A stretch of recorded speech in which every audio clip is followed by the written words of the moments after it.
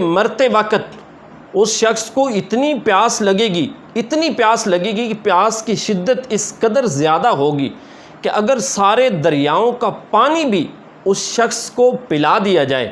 بسم اللہ الرحمن الرحیم۔ ناظرین محترم، 5 ایسی چیزیں ہیں اس بے نمازی کے لیے جو اپنی نماز کو ضائع کر دیتا ہے، اپنی نماز کو وقت پر نہیں پڑھتا۔ 5 چیزیں کون سی ہیں جو بہت زیادہ دردناک ہیں؟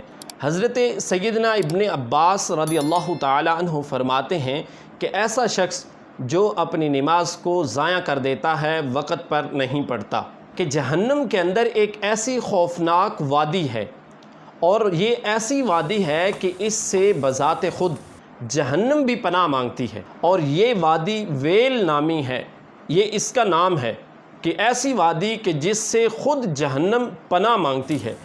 تو یہ اس شخص کا ٹھکانہ ہوگی جو اپنی نماز کو وقت پر ادا نہیں کرتا۔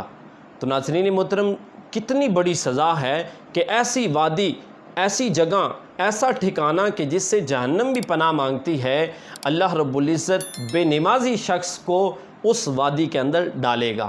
تو ہمیں اس وادی سے پناہ مانگنی چاہیے۔ پھر نمبر 2 پر اللہ رب العزت اس بندے کی عمر سے برکت کو ختم کر دیتا ہے، یعنی جو بے نمازی ہے، نماز کو وقت پر ادا نہیں کرتا، ایسے شخص کی عمر سے برکت کو نکال لیا جاتا ہے، برکت کھینچ لی جاتی ہے اس شخص کی عمر سے جو نماز کو ضائع کر دیتا ہے، نماز کو ادا نہیں کرتا۔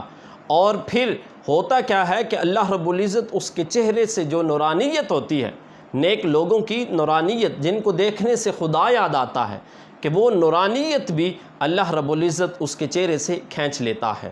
پھر نمبر 3 پر حضرت ابن عباس فرماتے ہیں کہ وہ شخص جو نماز کو ضائع کر دیتا ہے، چھوڑ دیتا ہے، ادا نہیں کرتا، ایسا شخص ذلیل ہو کر مرے گا، یعنی زمانے کے اندر ہی وہ شخص ذلیل ہو کر مرے گا، لوگوں کو پتہ چلے گا کہ یہ ایسا شخص تھا جو بے نمازی تھا، نماز نہیں پڑھتا تھا۔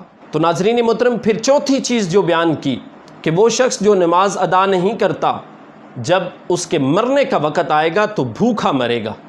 آپ دنیا جہاں کی جو چیز چاہے اس کو کھلا دیں، لیکن وہ یہی کہے گا کہ مجھے بھوک لگی ہے، حتیٰ کہ پیٹ اس کا بھر جائے گا، پیٹ پھول جائے گا کھا کھا کر، لیکن وہ یہی کہے گا کہ میں بھوکا ہوں، مجھے بھوک لگی ہے، مجھے کھانے کے لیے کچھ دو۔ ناظرین محترم، ایسا شخص جو بے نمازی ہو، اللہ رب العزت اس شخص کو بھوکا مارے گا، اور بھوک کی شدت کے اندر وہ تڑپ تڑپ کر مر جائے گا۔ ناظرین محترم، ہمیں اپنے رب سے یہ دعا کرنی چاہیے کہ مالک کائنات ہمیں بے نمازی کا جو انجام ہے اس سے بچائے، اور ہمیں نماز پڑھنے کی توفیق عطا فرمائے۔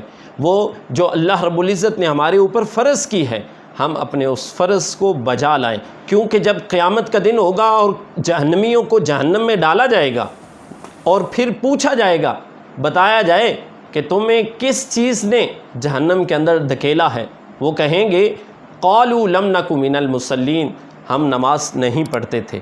تو ناظرین محترم، نماز نہ پڑھنے والوں کا ٹھکانہ کیا ہے؟ جہنم۔ ہمیں اپنے رب سے یہ دعا کرنی چاہیے کہ مالک کائنات ہمیں اپنی بارگاہ میں سجدہ ریز ہونے کی توفیق عطا فرمائے۔ اور پھر ناظرین محترم، نمبر 5 پر حضرت ابن عباس رضی اللہ تعالی عنہ نے جس چیز کا ذکر کیا، اب وہ کیا چیز ہے؟